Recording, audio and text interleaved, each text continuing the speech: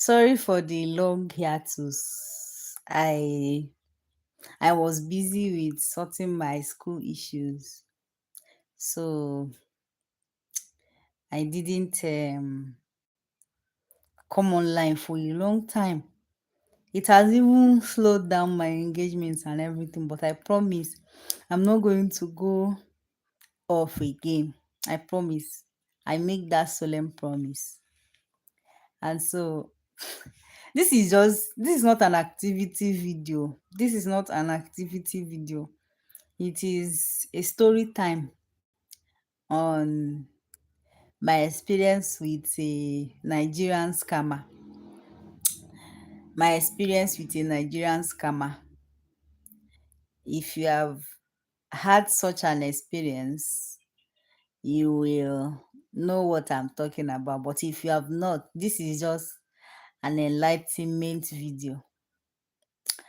And my official first introduction to making videos since 6 weeks ago.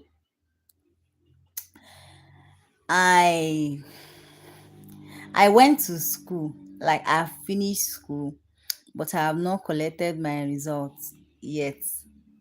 So I decided on collecting the results, and I went to collect it. The story about going to collect the results, I even made a video, but I just want to do a live video so that everything everything will be okay. So I guess talking about it will make me heal fast, because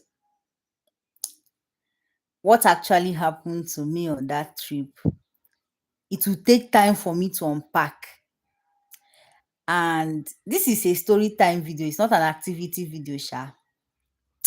So it happened that while I was going around earlier, earlier before I went to school, somebody promised me a laptop. And even though I had another laptop, but I decided that I needed another one.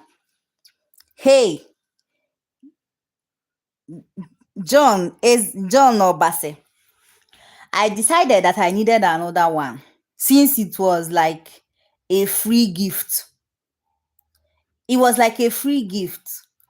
So I decided that I needed another one if I was offered another one.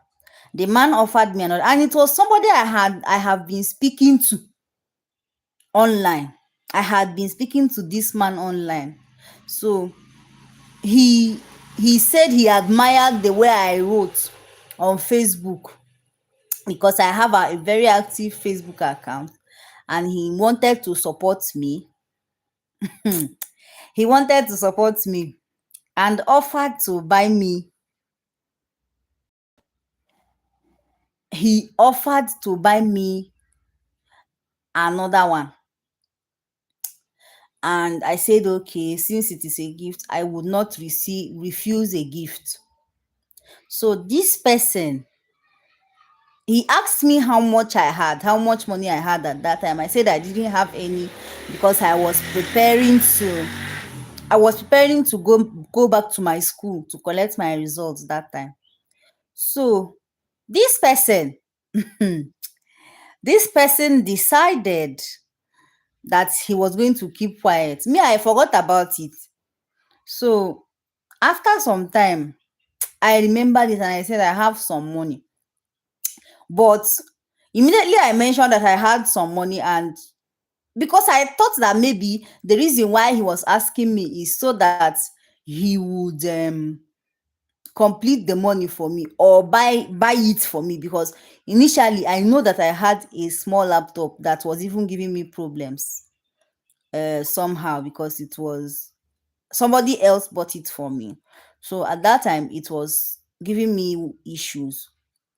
So I thought that maybe he will give me money to buy another one or repair the one I have or buy another one for me, because this is somebody I had gained trust for. No, to I had started trusting this person. And so, and immediately I mentioned that I had some money. That is where it got really, really messy, because what this person now did was to tell me that he was going to send a laptop to me where I was. Immediately, he offered to send the laptop to me where I was. That was where my antennas got up, and that I should send the money to a particular account. That was where I laughed, because I'm not new to this kind of scam. But the way this one was executed was very, very intentional.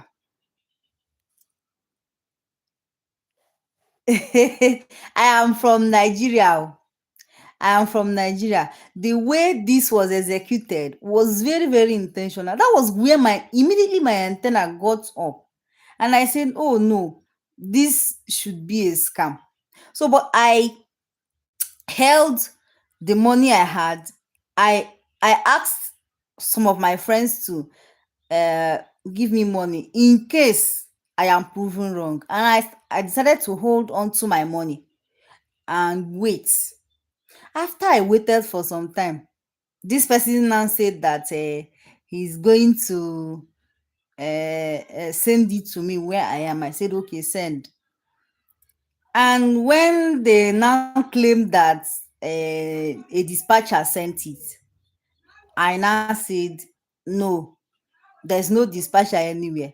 He sent an address, and I sort of checked it on Google, because by that time I had become really scared. I checked it on Google, and the address wasn't correct. The address wasn't actually really correct. It didn't even exist on the map. So I got angry. At that point, I got angry that somebody was actually trying to scam me. I got angry. I said, this address you sent is not anywhere on the map. So I learned, and we started quarreling. I said no. He started begging me. I said no. You want to scam me? It will not happen. And you know, I felt slighted somehow. And as we were talking, it seemed as if scales fell off my eyes. And I said no. And at that point, I lost my patience and blocked him. So knowing a scammer is very, very, very, I don't even know whether he's from Nigeria or wherever. Knowing a scammer is very easy. Most of the time, what happens to us is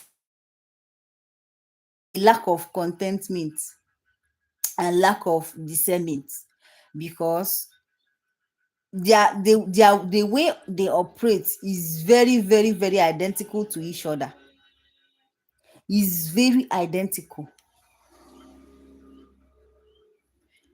Yes, I know. You too is very disgusting. The way they operate is very identical to each other. They will, if you look at the system or their mode of operation, they will lie to you. They will lie. They will deceive. And one thing they do is they build trust. They build trust so that it will seem like this person is your friend or your neighbor or somebody you really know. And then before you now open your eyes and close, they must have collected something valuable from you. So you have to be really, really careful so that you will not fall victim to any of those. I think what saved me was my very, very, very, very, very, very good way of assessing people, and my spirit of discernment as well, because One thing I have in my life is the spirit of contentment. I do not work to covet something that doesn't belong to me. I do not work to covet something that doesn't belong to me. There's nothing that maybe you feel like you want to give me that will move me like that. I think that is what saved me. People should cultivate. I know you want to have a lot. I know you want to have access to a lot of money, a lot of things, but that doesn't mean you should be blind to the fact that a lot of people would try to exploit all those things. And the earlier you build yourself to the point where nothing really impresses you, the better for you, because they are everywhere, even abroad, even here in Nigeria. People want to, will I call it, reap where they did not sow. And with the hardship everywhere, people are actually being taught how to scam others, how to lie to others, how to make others, fall victim to one scheme or the other.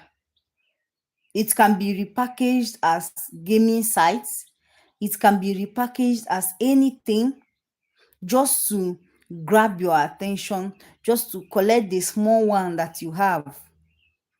And now I've learned to, be appreciative of everything I have or had at that time.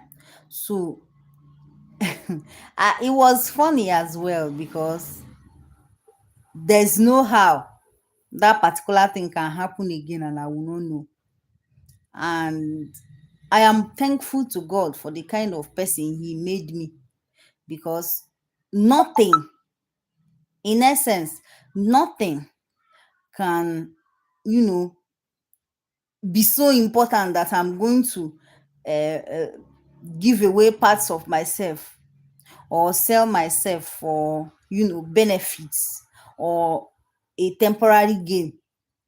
So they have a system. They build trust before they swoop on you and collect the one that you have. So that is the end of my story. You have to be really, really careful. You have to um, know that a lot of people exist out there who would want to take the little one that you have. And guard your resources. Guard your resources. Be prayerful as well.